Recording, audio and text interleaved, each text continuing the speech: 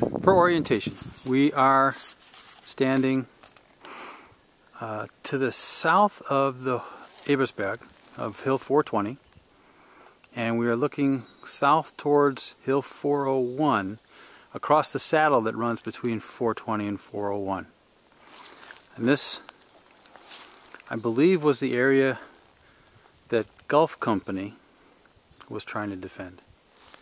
And Gulf Company was actually the first company to have to pull back, and there were reports on the 19th or 20th of January 1945 that Gulf Company had been captured.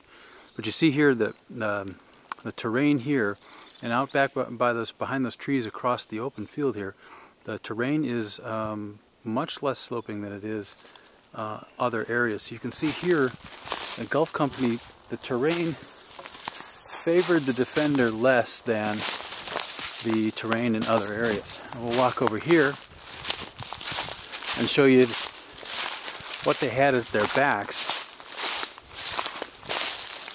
We look down into the valley here on the other side, and you can see that this terrain here slopes down pretty steeply.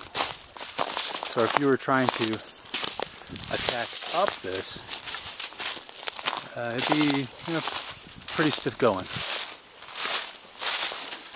If you consider the amount of weight that a combat loaded soldier would be carrying. And actually, as we look down into this valley, it's kind of hard to see because of the trees. But then it wouldn't be a forest if it weren't for the trees. Anyway, at the bottom of this valley is, somewhere along that other side there, is where Voss's machine gun position was situated. And then I pan here to the left. We're starting to look again more to the north, and the hill that you can see there in the background is Hill Hill 400, which today on today's maps is Hill 418. And as we move across here,